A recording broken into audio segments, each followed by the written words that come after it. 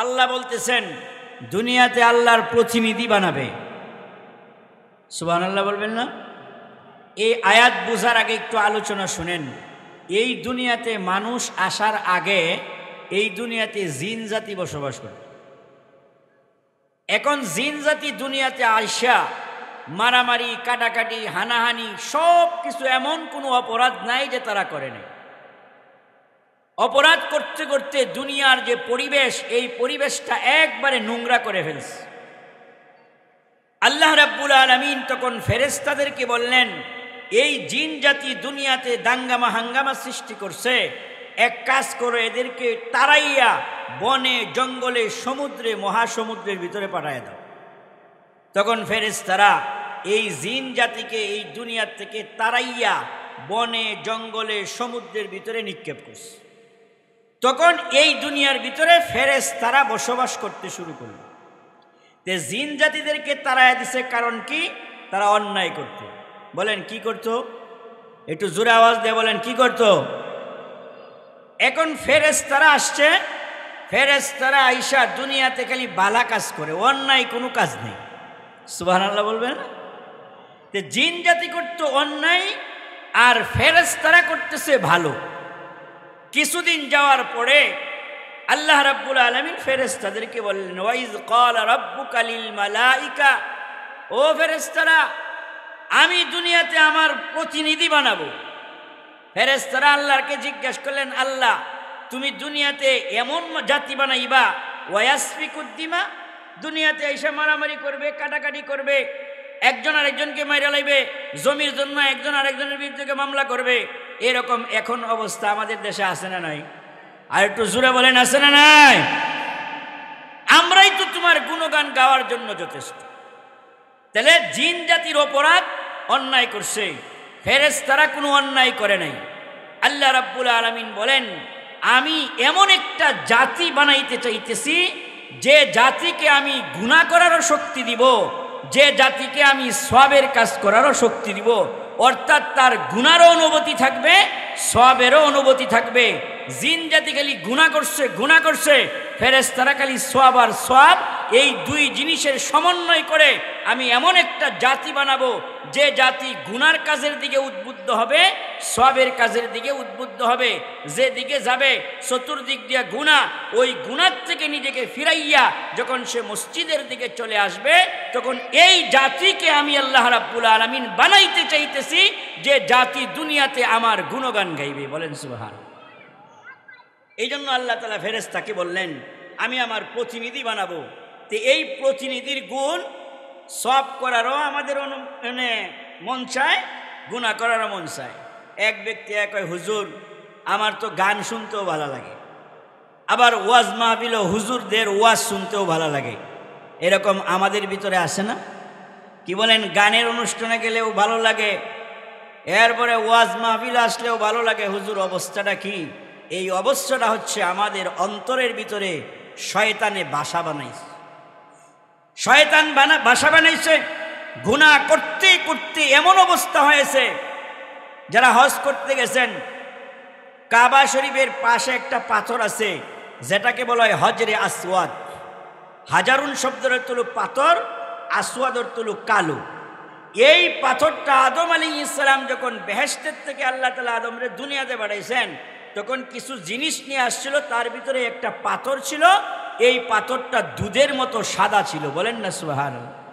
আর একটু জোরে বলেন না সুবহানাল্লাহ? এই পাথরটা এখন সাদা পাথরটা কাল হইতে হইতে মানে মানুষের গুনাহ নিতে নিতে এখন কালো হয়ে গেছে। এখন এটার নাম হইল হজরে আসওয়াদ। আল্লাহ রাসূল সাল্লাল্লাহু আলাইহি সাল্লাম বলেন, মান কামা ঈমানা ওয়া ইহতিসাবা, যে ব্যক্তি ঈমান অর্থাৎ ঈমান নিয়ে সওয়াবের আশায় এই হজরে আসওয়াদের ভিতরে চুম্বন করবে, আল্লাহ তাআলা তার সমস্ত গুনাহকে মাফ করে দিবেন। আর একটু জোরে বলেন না সুবহানাল্লাহ? এজন্য হজ করতে গেলে এই হজরে আসওয়াদে চুম্বন করতে হয়। এইটার দ্বারা বোঝা গেল গুনার একটা দাহিকা শক্তি আছে, গুনার একটা বডি আছে, গুনার একটা স্ট্রাকচার আছে। এটা আপনার আমার এই চোখ দিয়ে আমরা দেখতে পাই না। কারণ এই হজরে আসওয়াদ ছিল সাদা, কিয়ামতের দিন আল্লাহ তাআলা এই হজরে আসওয়াদের জবান খুলে দিবেন, অর্থাৎ মানুষের মতো কথা বলা শুরু করবে। বলেন না সুবহান, আর একটু জোরে বলেন না সুবহানাল্লাহ। বলবে রব্বুল আলামিন, এই যে লোকটা, এই যে পুরুষ, এই যে মহিলা ঈমান নিয়ে আমাকে সওয়াবের আশায় চুম্বন করছে, এই চুম্বন করার কারণে আয় আল্লাহ তুমি তার গুনাহগুলো আমি নিয়ে আসছি, আয় আল্লাহ তুমি তারে মাফ কইরা তুমি তারে জান্নাত দিয়ে দাও। আমাদের কি আশা আছে না হজরে আসওয়াদ চুম্বন করার? কার কার আশা আছে আল্লাহরে দেখাই। আল্লাহ কবুল করুক, জোরে বলেন আমিন, আরো জোরে বলেন আমিন, হাত নামান। তাইলে আল্লাহ তাআলা আমাদেরকে গুনাহ করারও অনুমতি দিছে, এরপরে সওয়াবেরও অনুমতি দিছে।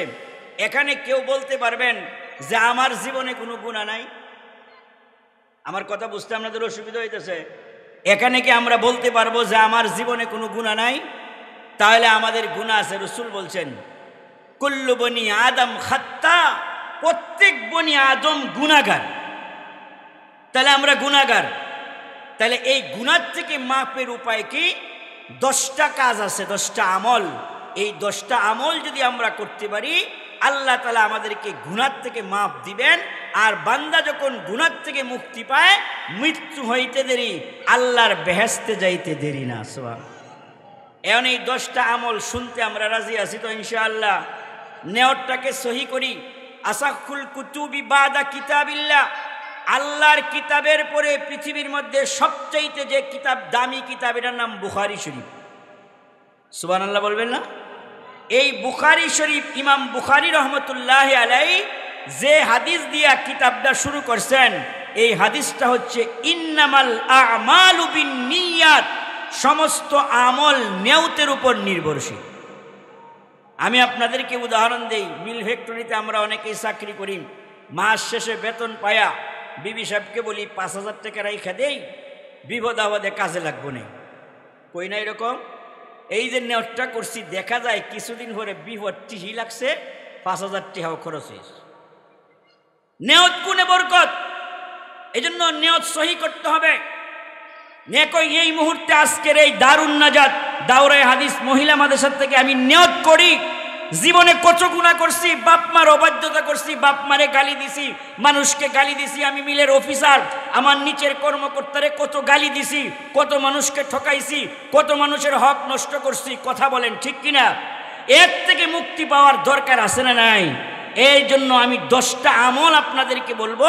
এই আমল আমি নিজের থেকে বানায় না, কোরআন এবং হাদিস থেকে বলতেছি। আমরা গভীর মনোযোগ দিয়ে শুনি। একটা আমল যদি আমি করতে পারি, কিয়ামতের দিন নাজাতের জন্য একটা আমলেই যথেষ্ট। বলেন না সুবহান। গুনাহ থেকে মাফের 1 নম্বর আমল, দৈনিক 100 বার সুবহানাল্লাহ পড়া। বলেন না সুবহানাল্লাহ। সারা দিনের ভিতরে কয়বার? 100 বার সুবহানাল্লাহ, সুবহানাল্লাহ, সুবহানাল্লাহ। কয়বার? 100। করতে রাজি আছি তো ইনশাআল্লাহ? 5 ওয়াক্ত নামাজের পরে যদি 20 বার করে পড়ি, তেফাজ বিষয় কত? আমি মিলে চালাইতেছি, কি চালাইতেছি? মেশিন চালাইতেছি, দাঁড়ায় রইছি, পড়তে থাকি। এটা বুখারী শরীফের হাদিস। আল্লাহ রাসূল বলেন, যে ব্যক্তি সুবহানাল্লাহি ওয়া বিহামদিহি, সুবহানাল্লাহিল আযীম, সুবহানাল্লাহ 100 বার পড়ে, আল্লাহ রাসূল বলেন সমুদ্রের ফেনা পরিমাণ গুনাহ যদি থাকে, আল্লাহ তার গুনাহকে মাফ করে দেন। তাইলে ভাই 100 বার সুবহানাল্লাহ পড়তে রাজি আছি তো ইনশাআল্লাহ? আল্লাহ কবুল করুক, জোরে বলেন আমিন। 2 নম্বর আমল, নবীকে ভালোবাসা, নবীর মহব্বত। আমাদের নবীকে মহব্বত করতে হবে জীবনের সবচাইতে বেশি। সুবহানাল্লাহ বলেন। আল্লাহ বলছেন কুল ইন কুনতুম তুহিব্বুনাল্লাহ, ও দুনিয়ার মানুষ, তোমরা যদি আল্লাহর ভালোবাসা পাইতে চাও, ফাত্তাবিউনি, তবে নবীজির আনুগত্য করো। বলেন না সুবহান। আল্লাহ এই জায়গায় এই কথা বলেন নাই ফাত্তাবিউল কুরআন, কোরআনের অনুসরণ করো, বলছে ফাত্তাবিউনি, নবীর অনুসরণ করো। এজন্য নবীর মহব্বত, ভালোবাসা। এই যে আমরা দুরূদ শরীফ পড়ি না, দুরূদ, এই দরদ, এটা ফার্সি শব্দ। দরদ নিয়া, মহব্বত নিয়া যে নবীর উপর একবার দুরূদ পড়বে, আল্লাহ রাসূল বলেন তার আমল নামায় আল্লাহ 10টা নেকি দিবেন। আর একটু জোরে বলেন সুবহানাল্লাহ। একবার দুরূদ শরীফ পড়লে তার আমল নামার থেকে 10টা গুনাহ আল্লাহ মাফ করে দিবেন। এবং ওই যে গুনাহ ছিল যে এই 10টা গুনাহ, এই গুনার জায়গায় আরো 10টা অতিরিক্ত নেকি দিয়া আল্লাহ তাআলা পরিপূর্ণ করে দিবেন। কোন বান্দা যদি পড়ে সাল্লাল্লাহু আলাইহি ওয়াসাল্লাম, আল্লাহর নবীজি বলেন কোন বান্দা যদি বলে সাল্লাল্লাহু আলাইহি ওয়াসাল্লাম, সাথে সাথে তার আমল নামায় আল্লাহ তাআলা 10টা নেকি দিয়ে দিবেন। বলেন না এই আমলটা কি আমাদের কঠিন? বলেন।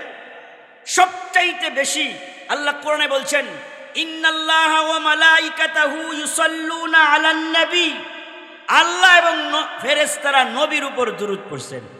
বলেন না সুবহানাল্লাহ। এজন্য বেশি বেশি দুরূদ শরীফ পড়বেন। যার আমল নামায় বেশি দুরূদ শরীফ, কিয়ামতের দিন আল্লাহ তাআলা তার সুপারিশটা আগে করবেন। বলেন সুবহানাল্লাহ।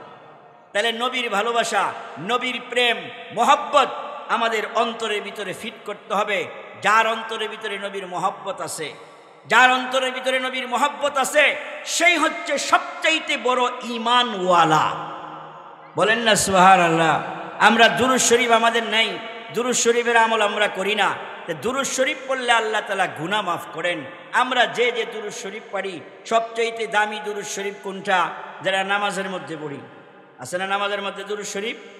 3 নম্বর নবীর প্রতি ভালোবাসা, এটা হলো 2 নম্বর। 3 নম্বর নবীর প্রতি দুরূদ শরীফ পড়া। একটা হলো নবীরে ভালোবাসা, আর একটা নবীর প্রতি দুরূদ পড়া। ওই যে একটু আগে বলছিলাম না হজরে আসওয়াদ, হজরত উমর রাদিয়াল্লাহু তাআলা আনহু হজরে আসওয়াদের পাথরটাকে এইবা দেশা দিয়া বলতেছে, পাথর আমি জানি তুই পাথর, তোর কোনো ক্ষমতা নাই, তোর কোনো ক্ষমতা নাই, তোরে চুমা কেন দেই? আমার নবী তোকে চুমা দিয়েছে, এই নবী চুমা দিয়েছে বিদায় আমি তোকে চুমা দিই। বলেন না সুবহানাল্লাহ। নবীর মহব্বত কতটুকুন ছিল? সাহাবায়ে কেরাম নিজের জীবন পর্যন্ত বিসর্জন দিয়ে দিছে নবীর মহব্বতে, নবীর ভালোবাসায়। নবীর মহব্বত, নবীর ভালোবাসায়। বুখারী শরীফের ভিতরে একটা ঘটনা আসছে। আল্লাহর নবীর সাহাবী, পরে সাহাবী হয়েছেন, নাম হচ্ছে আব্দুল উজ্জা। চাচার অধীনে আছে, চাচা। গোলাম মানুষ, বাপ নাই, মারা গেছে, এতিম মানুষ, চাচার অধীনে আছে। ভালো করে শুনবেন নবীর মহব্বত, ভালোবাসা যে কতটুকুন। একদিন বলতেছে, ও চাচা, মুহাম্মাদুর রাসূলুল্লাহ সাল্লাল্লাহু আলাইহি ওয়াসাল্লাম আখেরি জমানার পয়গম্বর, সেটা আপনি মানেন কিনা?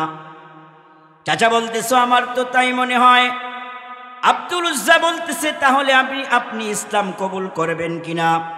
চাচা বলতেছে, না, আমি ইসলাম কবুল করব না।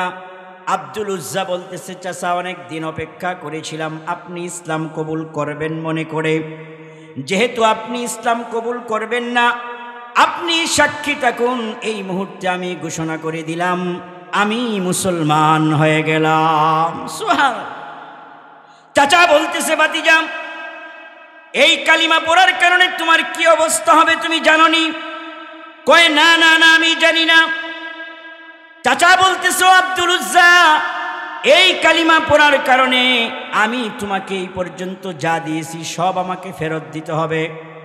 টাকা পয়সা, সোনা দানা, গহনা যা দিয়েছি সব আমাকে ফেরত দিতে হবে। আব্দুল উজ্জা বলতেছে, চাচা আপত্তি নাই, সোনা দানা, টাকা পয়সা, গয়না যা দিয়েছিলেন সব ফিরে দিয়েছে। চাচা বলতেছে, ভাতিজা, এটাই শেষ নয়, তোমার গায়ে যে জামা আর তোমার পরনে যে লুঙ্গি, এটাও আমার টাকার, তুমি খোলো। 20 বছরের যুবক গায়ের জামাটা খুলে দিয়ে পরনের লুঙ্গিটা পর্যন্ত খুলে দিয়া 20 বছরের যুবক মায়ের কাছে গিয়া হাজির। মা 20 বছরের যুবককে উলঙ্গ দেখে 2 চোখ চেপে ধরেছে আর বলতেছে, বাবা তোমার এই অবস্থা কেন? ছেলে বলতেছে, মা, ইসলাম কবুল করার কারণে আমার এই অবস্থা হয়েছে। আমার চাচা সব ছিনিয়ে রেখেছে, আমার পরনের লুঙ্গিটা পর্যন্ত আনতে দেয় নাই। মা বলতেছে, আমার কাছে কি চাও? ছেলে বলতেছে, মা, আমি চলে যেতে চাই সোনার মদিনায়, নবী পাকের কাছে আমি চলে যেতে চাই, আমি একটু বস্ত্র চাই, আমি লজ্জাস্থান ঢাকার জন্য। মা একটা পুরোনো কম্বল এনে দিলেন। আব্দুল উজ্জা কম্বলটাকে পরলেন ঠিকই, কিন্তু হাঁটু ডাকলো না। বহু কষ্ট করে মরুভূমি পাড়ি দিয়ে বাবে জিব্রাইল থেকে ঢুকে মসজিদে নববীর বারিন্দায় হযরতে আব্দুল উজ্জা বসে আছেন। আল্লাহর নবী মসজিদের রুম থেকে যখন বের হলেন, বের হয়ে দেখেন একটা যুবক বসা, মাথার চুলগুলা এলোমেলো। আল্লাহ রসুল জিজ্ঞাসা করতেছেন, ও তুমি কে, কোত্থেকে এসেছো? বলতেছে, হুজুর আমার নাম আব্দুল উজ্জা, আমি অমুক এলাকার থেকে এসেছি। তোমার এই অবস্থা কেন? তোমার এই অবস্থা কেন? হযরত আব্দুল উজ্জা দুই চোখের পানি ছেড়ে দিয়ে বলতেছেন, ইয়া রাসূলুল্লাহ, ইয়া হাবিবাল্লাহ, ইসলাম কবুল করার কারণে আমার চাচা সব ছিনিয়ে রেখেছে, পরনের লুঙ্গিটা পর্যন্ত আনতে দেয় নাই। মায়ের কাছ থেকে একটা পুরানা কম্বল পেঁচায় আমি আপনার দরবারে এসেছি। আমি কম ধনী ছিলাম না, আমার চাচা সব ছিনিয়ে রেখেছে। রসুল আব্দুল উজ্জার কথাগুলো শুনতেছে আর চোখের পানি জোর জোর করে পড়তেছে, আর বলতেছে, ও আব্দুল উজ্জা, ইসলাম কবুল করার কারণে তোমার অনেক মূল্য দিতে হয়েছে, আর তোমার অনেক মূল্য দিতে হয়েছে। আজ থেকে তোমার নাম আব্দুল উজ্জা না, আজ থেকে তোমার নাম আব্দুল্লাহ। বলেন না সুবহান, আর একটু জোরে বলেন না সুবহানাল্লাহ। তোমার অনেক মূল্য দিতে হয়েছে। নবীজি বললেন, ও সাহাবায়ে কেরাম, এই আব্দুল্লাহকে এবার কোরআন পড়াও। আব্দুল্লাহ কোরআন পড়ে চিল্লায়ে চিল্লায়ে পড়ে, আস্তে আস্তে পড়ে না। সাহাবায়ে কেরাম নবীজির কাছে নালিশ করলো, ইয়া রাসূলুল্লাহ, আব্দুল্লাহ এত চিৎকার দিয়া কোরআন তেলাওয়াত করে আমাদের নামাজের ডিস্টার্ব হয়, এত চিৎকার দিয়ে সে কোরআনে কারীম তেলাওয়াত করে। আল্লাহ রাসূল বলেন, ও সাহাবারা, ও সাহাবায়ে কেরাম, এই আব্দুল্লাহর ব্যাপারে কেউ তোমরা অভিযোগ করিও না, কারণ ইসলাম কবুল করার কারণে তাকে বড় মূল্য দিতে হয়েছে। ইত্য বছরের তাবুকের যুদ্ধের দামামা বেজে উঠল। আল্লাহর নবী সাহাবায়ে কেরামদেরকে কাছে চাঁদা চাইলেন, তোমাদের যা কিছু আছে হাজির করো। মেয়ে লোকেরা কানের ফুল, নাকের দুল, গলার হার খুলে খুলে রসুলের সামনে দিতেছে। আল্লাহ রসুল সকলকে জিজ্ঞাসা করতেছে, এই যুদ্ধে কে কি দিয়েছো, বাড়িতে কেউ কি রেখে এসেছো? এক সাহাবী বলতেছে, ইয়া রাসূলুল্লাহ, আমার মালের যাবতীয় সম্পদ বলতে যা বোঝায় আমি এখানে অর্ধেক এনেছি। কেউ বলছে 1/3 এনেছি, কেউ বলতেছে 1/4 এনেছি। আল্লাহ রসুল বলেন, সকলে দিল, কিন্তু আমার আবু বকর কোথায়? ইত্য বছরে হযরতে আবু বকর সিদ্দিক রাদিয়াল্লাহু তাআলা আনহু পর্দার আড়াল থেকে বেরিয়ে আসলেন, হাতে ছোট্ট একটা থলে। থলের মুখটা খুলে যখন ডালা হলো, দেখা হলো কিছু গম আর কিছু দিরহাম পড়লো। আল্লাহ রসুল জিজ্ঞাসা করলেন, ও আবু বকর, আজকের এই যুদ্ধের জন্য তুমি কি দিয়ে এসেছো আর বাড়িতে কি রেখে এসেছো? হযরতে আবু বকর চোখের পানি ছেড়ে দিয়ে বলতেছে, ইয়া রাসূলুল্লাহ, ইয়া হাবিবাল্লাহ, আমার মালের যাবতীয় সম্পদ বলতে যা কিছু বোঝায় আমি সমস্ত সম্পদ আপনার দরবারে আমি উপস্থিত করেছি। আমার ঘরে আমি আল্লাহ এবং আল্লাহর রসুলকে রেখে এসেছি। বলেন হযরতে আব্দুল্লাহ উপস্থিত হয়ে বলে, ইয়া রাসূলুল্লাহ, এই যুদ্ধের ময়দানে তো সকলেই চাঁদা দিল, কিন্তু আমি কিছুই দিতে পারলাম না। রসুল, আপনাকে আমি মহব্বত করি, আপনাকে ভালোবাসি, কিন্তু কিছুই তো আমি দিতে পারলাম না। ইয়া রাসূলুল্লাহ, আপনি একটু দোয়া করেন, কারণ আপনি মুস্তাজাবুদ দাওয়া, আপনি দোয়া করলে আল্লাহ দোয়া কবুল করেন। আপনি একটু দোয়া করেন, এই তাবুকের প্রান্তরে যেন নবীর মহব্বতে আমি আমার জীবনটা দিয়ে দিতে পারি। সুবহানাল্লাহ, আর একটু জোরে বলেন না সুবহানাল্লাহ। আল্লাহ রসুল সাহাবায়ে কেরামদেরকে নিয়ে চললেন তাবুকের যুদ্ধে, তাবুকের প্রান্তরে। কয়েকদিন পরে খবর আসলো আব্দুল্লাহ বড় জ্বরে আক্রান্ত হয়ে ইন্তেকাল করেছেন। নবীজি বললেন, আমি জানাজা পড়াবো। আব্দুল্লাহর জানাজা হলো গভীর রাত, অন্ধকার রাত।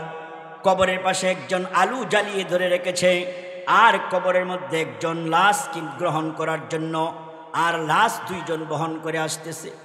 কবরের মধ্যে যিনি দাঁড়ানো, তিনি বলতেছেন, তোমরা যে এই লাশ আব্দুল্লাহর লাশ নিয়ে আসতেছো, খবরদার তোমার ভাইয়ের সাথে যেন বেয়াদবি না হয়। আর কবরের পাশে হযরতে বেলাল আলু জ্বালিয়ে ধরে রেখেছে, আর কবরের ভিতরে আর কেউ নয়, কবরের ভিতরে বিশ্বনবী মুহাম্মদুর রাসূলুল্লাহ। পড়েন সাল্লাল্লাহু আলাইহি ওয়াসাল্লাম। নবীজি আব্দুল্লাহর লাশ কবরের ভিতরে শোয়াইলেন, কবরের উপর পাথর বিছিয়ে নবীজি দোয়া করলেন, আয় আল্লাহ, আজকের এই সন্ধ্যা পর্যন্ত আমি আব্দুল্লাহর প্রতি রাজি ছিলাম, তুমিও রাজি হয়ে যাও। সুবহানাল্লাহ। পাশে ছিলেন এক সাহাবী, বলতেছে, কতই না ভালো হতো আজকে এই কবরের ভিতরে যদি আব্দুল্লাহর লাশটা না হয়ে আমার লাশটা হতো। সম্মানিত হাজরিন, আমি আপনাদেরকে বুঝাইতে চাইলাম, নবীর মহব্বতে সাহাবায়ে কেরাম জীবন দিয়ে দিছে, আর আজকে আমরা নবীর মহব্বতে ফজরের নামাজে আসতে পারি না। কথা বলেন ঠিক কিনা? আরো জোরে বলেন ঠিক কিনা? সম্মানিত হাজরিন, তাহলে 10টা আমলের ভিতরে 1 নম্বর দৈনিক 100 বার সুবহানাল্লাহ বলা, 2 নম্বর নবীর প্রতি ভালোবাসা, 3 নম্বর নবীর উপর দুরূদ শরীফ পড়া, 4 নম্বর ফজর এবং মাগরিবের পরে দোয়া পড়া, যে দোয়াটা আমরা অনেকেই পড়ি, লা ইলাহা ইল্লাল্লাহু ওয়াহদাহু লা শারীকা লাহু লাহুল মুলকু ওয়া লাহুল হামদু ওয়া হুয়া আলা কুল্লি শাইইন কাদির, এইটা 10 বার পড়া। এরপরে উত্তম রূপে ওযু করা। বলেন উত্তম রূপে কি করা? ওযু করা। ওযু করার সাথে সাথে আপনি হাত ধুইলেন, হাতের গুনাহ ঝরে পড়ে যায়, মুখ ধৌত করলেন, মুখের গুনাহ ঝরে পড়ে যায়। এইভাবে ওযুর প্রত্যেকটা অঙ্গ ধোয়ার সাথে সাথে সমস্ত অঙ্গের গুনাহগুলো আল্লাহ তাআলা ঝরায়া ফেলাইয়া দেন। বলেন সুবহানাল্লাহ। তাইলে 6 নম্বর 5 ওয়াক্ত নামাজ পড়া। 5 ওয়াক্ত নামাজ পড়তে রাজি আছি তো ইনশাআল্লাহ? قال رسول الله صلى الله عليه وسلم, আল্লাহর নবী বলেন, আউয়ালু মা ইউহাসাবু বিহিল আবদু ইয়াউমাল কিয়ামাতিস সালাহ, কিয়ামতের দিন সর্বপ্রথম নামাজের হিসাব হবে। কয়টা ফ্যাক্টরি করলেন, কয়টা মসজিদ বানাইলেন, কয়টা মাদ্রাসা বানাইলেন, কয়টা খালবাত বানাইলেন, ব্রিজ বানাইলেন, মানুষের উপকার করলেন, জিজ্ঞাসা করবে না? জিজ্ঞাসা করবে নামাজ ঠিক আছে কিনা। বিশ্বনবী সাল্লাল্লাহু আলাইহি সাল্লামের জীবনের শেষ কথা ছিল আস-সালাত, আস-সালাত, নামাজ, নামাজ। অন্য হাদিসের মধ্যে রাসূল বলেন, নামাজ হচ্ছে বেহেশতের চাবি। আমরা যদি তালার চাবি না থাকি রুমে ঢুকতে পারবো? জবাব দেন, পারবো? তাহলে 6 নম্বর হচ্ছে গুনাহ মাফের জন্য 6 নম্বর আমল হচ্ছে নামাজ। 7 নম্বর আমল হচ্ছে জুমার নামাজ আদায় করা। সুবহানাল্লাহ বলবেন না? জুমার নামাজ, আল্লাহ রাসূল সাল্লাল্লাহু আলাইহি সাল্লাম বলেন, মুসলিম শরীফের হাদিস, যে বান্দা জুমার নামাজ আদায় করে এক জুমা থেকে আরেক জুমা পর্যন্ত মাঝখানের গুনাহগুলো আল্লাহ মাফ করে। আর একটু জোরে বলেন না সুবহানাল্লাহ। 8 নম্বর নামাজের জন্য মসজিদের ভিতরে গমন করা। আমরা তো অনেক সময় ঘরেই নামাজ পড়াই, মসজিদে আসতে চাই না। মসজিদে যখন বান্দা ঘর থেকে বের হয়, প্রত্যেকটা কদমে, প্রত্যেকটা পদক্ষেপে ওযু করলো, এইটা একটা পদক্ষেপ। সুন্দর জামা পরলো, একটা পদক্ষেপ। জামা পরা মসজিদের দিকে হাঁটা শুরু করলো, এই পদক্ষেপ। প্রত্যেকটা পদক্ষেপে আল্লাহ তাআলা একটা করে নেকি দেন, একটা করে গুনাহ মাফ করে দেন। আর জোরে বলেন না সুবহানাল্লাহ। এরপরে 9 নম্বর হচ্ছে আমরা যে এই যে ইমাম সাহেবের লগে, ইমাম সাহেবের পিছনে নামাজ পড়ি না, সূরা ফাতিহার পর আমিন বলা। বলেন না সুবহানাল্লাহ। এনে আমিন লয়ে আমাদের দেশে ঝগড়া, কেউ কয় জোরে, কেউ কয় আস্তে। কথা বলেন ঠিক কিনা? কেউ কয় জোরে, কেউ কয় আস্তে। এই আমিন লয়ে ঝগড়া।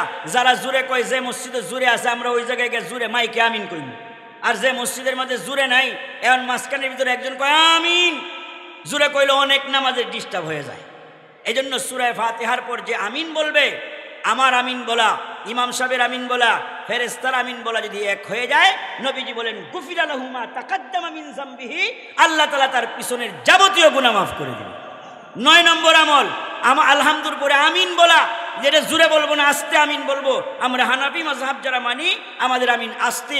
এই আমিন বললে শুনবেন কে? আল্লাহ। জোরে বললেও শুনবেন আল্লাহ, আস্তে বললেও শুনবেন আল্লাহ।